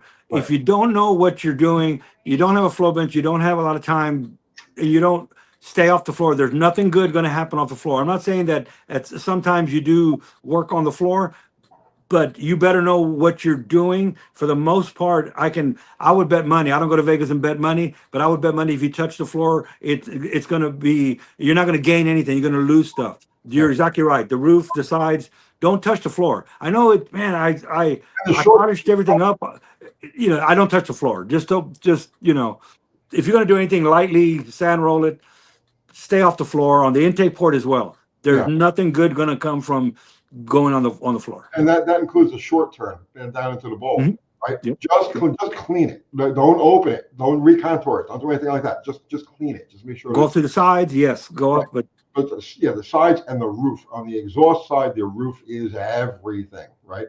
Very important to clean up around the exhaust valve stem. There's always that boss. There's always that big overhang and odd shapes that are right there. That's where the action is actually happening. The overall size of the port or the volume of the port will relieve pressure, but all of the flow is through the top. and remember that you get more air flow with velocity than you do with the dead hole. It ain't the big old dead hole unless you got a super high compression and you're pulling hard on the port. You did nothing but lose. You just totally killed your motor. It may sound good, and you may think because you did all that work that, man, I'm making a lot more horsepower. You're not. Queen of the Vans, thank you for the super chat. That's very nice of you. Oh, Thank thanks, Rose. Love hearing you two chop it up. The compressed air stuff was wild. It is. And you guys, she does a van. She builds vans. Yeah, she's Pretty and, cool. and she's the real deal. She doesn't buy stuff. She makes it. So is that the name of her channel, Queen of the Vans at Mhm. YouTube? Okay, so one of you guys, please put up a link. One of my mods, put up a link for her channel. And I know she's on Instagram. I don't know if she's on YouTube. I know on Instagram is where we're connected on Instagram. But yeah, if you ever need those windows for the vans, she fabs so much stuff. Just really, like I said, really, really fab stuff. Okay, She Hex Spec is saying she has no videos. What are okay. you waiting for? You're supposed to just go to her and make videos. She was on Motor Mythbusters. Remember Motor Mythbusters? It came on for one season. She's the one that chopped that I believe it was a Dodge van and did a windshield about this tall. There used to be one that ran in Englishtown that was like that years and years and years ago. It was a Dodge van. It was the Crazy Greek, I think the name of it was, and it was a Dodge van, and he chopped the roof so it was just like a mail slot, like the windshield was just like a mail slot on this thing, and they had a Max wedge in the bag of it. It was pretty cool. So I think they were doing something about aerodynamics. I don't know, but like I said, she's a real deal. So Yeah, go out there and make videos. Get into YouTube. This is where you want to be. Let's see. Klacha, you're very welcome. Thank you for participating. Um, let's see. Mexican specs wanted an older van for a long time. Yes, I know that it's kind of growing on me right now, the idea. Oh, Eric's asking a very good question. Eric DeWrench. So the EGR is only active when idle, or is it only open? It is not active when it's idle. In fact, the EGR valve must close. A lot of times, what happens with the EGR valve is get a bunch of carbon underneath it. And what happens with the EGR valve, once you start opening up the valve, it recirculates the exhaust gas back into the intake manifold, back to get, reburned in the motor, exhaust gas recirculation. But what happens is if it were to open at idle, the engine would die. So You what it does is once the engine gets going and you're going down the highway over 2,000, 2,500, I don't know exact RPM up, the engine's already moving. We can open that EGR valve, dump exhaust gas into the intake manifold, and the engine doesn't really affect it the way it runs. Once you start to slow down at a stoplight and you're coming to a stop, the EGR valve closes. When you have problems with cars running really, really, really bad, right. it's this is the early days. This is, I don't know about modern, extremely modern cars, but that exhaust gas going through those two ports in the EGR valve builds up carbon, and when it closes, it doesn't close completely, and it's allowing exhaust gas to come in at idle. So you Yep. don't want an EGR valve open at idle. So this is important for you guys that are just learning about like tuning classic cars, working with classic cars. This is so common, but nobody really knows about it because it's like it's archaic knowledge, right? It's esoteric knowledge. A bad EGR valve will give you the vacuum leak you can't find. Okay, so in other words, like the motor's running like you can't get a smooth idle out of it. It's like you look and there's no vacuum leaks anywhere. You squirt gas every place looking for a vacuum leak. Everything's fine. It's the EGR valve. If it doesn't seat completely, it'll give you all of the symptoms of a vacuum leak, exactly as if you pulled like a non-ported, like a manifold vacuum line off. It'll give you exact same symptoms as that. So the 80s tune-up. I when I was a kid, I wanted to learn more. So I left my mom, I left our family business, and I went to go work for Andy Granatelli, Tune-Up Masters. And a tune-up back in the day, 80s, you pull the EGR valve off and you took a pick and you picked all that carbon off. And then you did a little suck test on it. If you go back to that era, right? Listen, if you go back to, these guys don't know, right? If you go back to that era, like the 70s and the 80s, every mechanic had a round circle like this from sucking on an EGR valve because that was the only way you could really tell if the thing was working or not. Or you drip a little gas into it. Mm-hmm. If the gas didn't like flow through, then you knew the valve was good. But sometimes it'd be very subtle. You got a customer bring in a car and it's just got the most minor, like shake that you can't get out of that, and they would usually be an EGR valve, like he says, some carbon there, and it wouldn't seal completely. So you could take some gas and drip it in. But a lot of times you put the gas and it wouldn't go, so you suck on the thing to see if you can actually pull any vacuum through. And if you can, you toss it because it's cocked. It's not just sealing completely. And you could tell it would run terrible at idle, but once you got going, it ran beautiful. That was internal intake, vacuum leak. Yes. Let's see. Let's go to Barracuda. Speaking of aerodynamics, I didn't know who you were. Will a chin spoiler, such as optional in 67 and 69 Camaros, hurt mile per gallon or improve it? Definitely improve it. Anytime you can keep air from underneath the car, that's major drag. Air does, so the air hits the nose of the car, okay? Some of it goes over. There's a boundary layer depending on the speed. So let's say 60, 70 miles an hour, highway speed, right?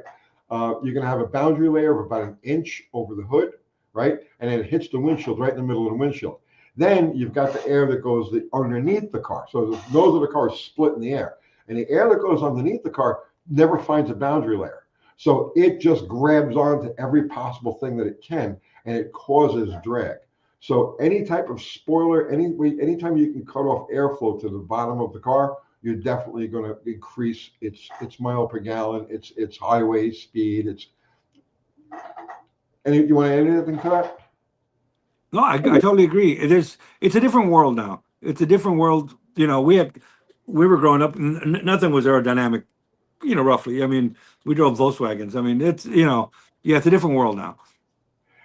Nathan Berger, thank you for the super chat, man. Deadly chat, lads.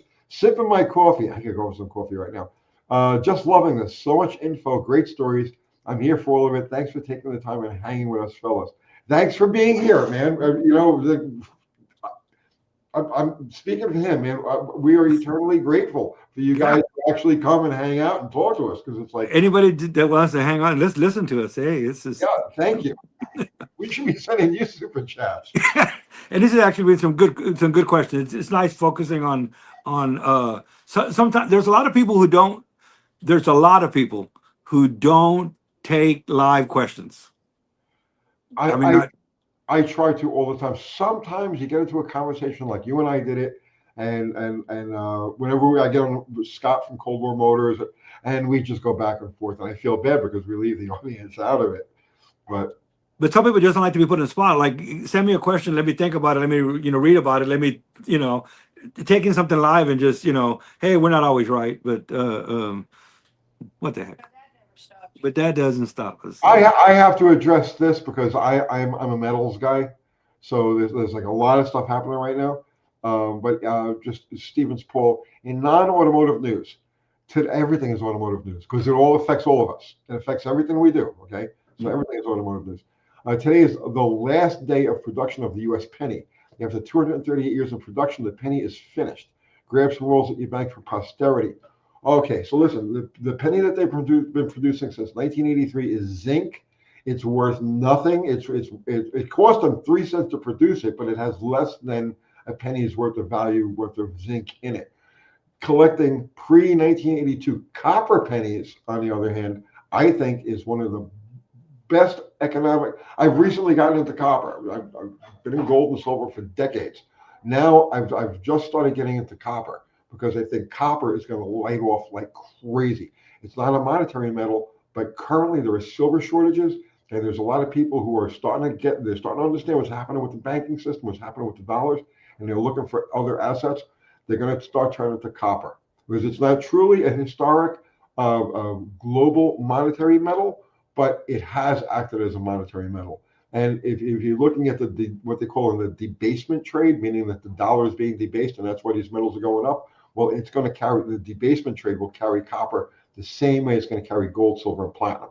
So for you guys that are, I know, I'm sorry I hijacked this, but I'm. Well, the penny was just in common sense.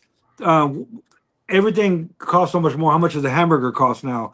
So apparently a penny isn't really relevant. I mean, can you buy even a penny bubble gum anymore? So it was kind of probably should have been done a long time ago. But I have a bunch of them. But we do have a bunch of them because I collect coins that one day my grandkids and great grandkids will go, look at this. Joker says, I went to Home Depot to buy up all the pipes. No, I'm buying copper bullion.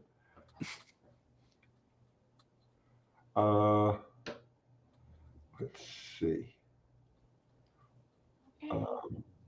What are you seeing? Anything there? I'm going to. I'm in Mexico. And it was. Well, this is to him. It was a great intro in the van. All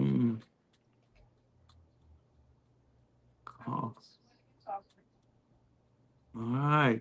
Japanese electric cars actually had dimples pressed into the underbody panels to reduce drag. So I guess I'm way back. We're past the drag. Let me go to the end. Okay. Well, if there's no more good questions, maybe I don't know how long it's about 9 o'clock, isn't it? We usually go for 2 hours. All right. God, look at this. I just looking at the time for the first time here. It's we've only got 151 likes.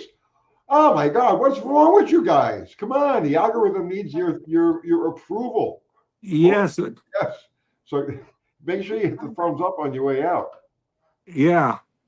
So yes, we've been on for just shy of 2 hours. We got 3 minutes to go. Any questions that we missed? Okay, pick one. Grab one. They're all about the pennies now. I'm going back up. Shop Mom says she had some earlier, but she's checked out. So Yes, Uh, my own world. okay, in the meantime, while he's looking for the final question, Zero has put up the link to his channel, Mr. Daniel Solis.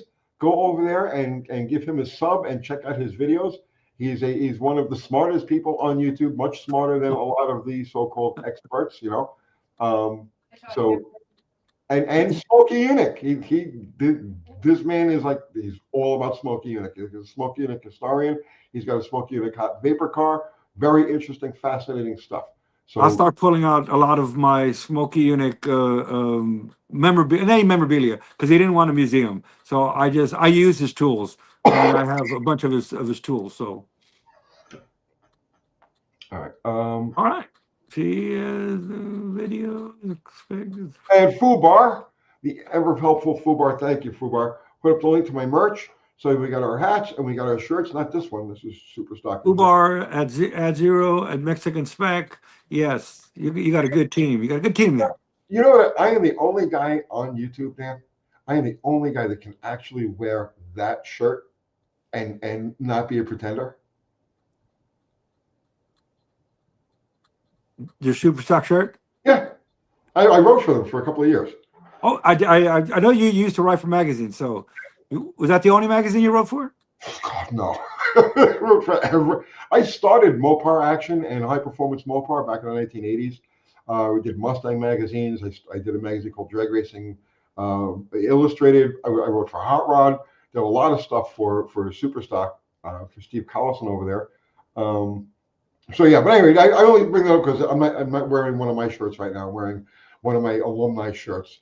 But yes, Fubar, thank you for putting up the link to my merch. And did you find our farewell question? I did not. I understand it's just an air pump. I'm going back pretty far. There's Shop Mom on the cylinder heads. Can I finish it on the cylinder heads? Yes. Because so here's the deal with an Edelbrock cylinder head. I would not run it right out of the box. I have not been able to. If you care, you take something apart, that's just not going to work. So, but this is what I say. They put crooked valves. We've seen crooked valves. We've seen, I mean, just so many different things. And but besides this, this is what I say. I don't go to a restaurant. I don't go to a Mexican restaurant and I say I don't want today's lunch special. It's $12. I don't want it. But bring me some rice. Bring me some beans. Bring me an enchilada. I don't want the tamale. Bring me some guac. Whatever. Well, I would have a $30 lunch plate. Or I can get the lunch special and not eat what I don't want. The Edelbrock cylinder head, in my opinion, it's like the lunch special. So what you do is you buy the lunch special because you need to start somewhere. And then I completely tear it apart and I rebuild the cylinder head. I throw away the valve springs. I broke in valve springs on the run stand, just breaking a motor in. We broke in valve springs more than once. And when you check the spring pressure, they're way off anyway. So I throw the valve springs away. If it's a street car, I will use the retainers. I will use the keepers. Most of the time we use even the valves, but we have to do guide work on them. So it's the lunch special. If you were to start off buying a raw aluminum head, because you can buy a raw aluminum head and then do all the machine work and then all the guides and then do all of the work, you would have way more money in it. So it's a good starting point. Buy the cylinder head and blueprint it, and then you'll have a good quality product. But unfortunately, I'd rather put a stock head on than put an Edelbrock head out of a box in what's come out from Edelbrock in the last 2 or 3 years. Just real bad stuff. So anyway. All right, but let me ask you an important question though. Ginger or Marianne? Oh, for God's sake. Shop Mom is looking at me, and Shop Mom knows my answer. Both. All right, Dan, thank you so much, man. This was a lot of fun. We got to do this more often. Okay. Invite and I'll be back. All right. Well, Yeah. everybody, thanks everybody for being with us. She said, yeah, Elaine, thank you so much. I know you were sitting there reading and moderating for him. I appreciate that. Thank you. Yeah, And, she says thank you. She says she loves you guys. yeah, let me tell you guys, we definitely got to do this again. Okay. Do this again. All right, guys, I'm gonna pull a plug on this. Thank you, everybody. Oh, I have to say thank you to our awesome mods, Zero, Fubar, Mexican Spec guys. Thank you. They've been with me for years. The most loyal people I know. Thank you so much. Everybody contributed super chat. Thank you so much. Never expected, but always appreciated. Everybody who contribute your presence and your conversation, you're equally appreciated. And thank you so much. And go over there and sub to Dan and watch his videos and buy his whatever he sells and rhetoric and propaganda. It's all good. And that's it. I'm out of here. All right. See y'all. And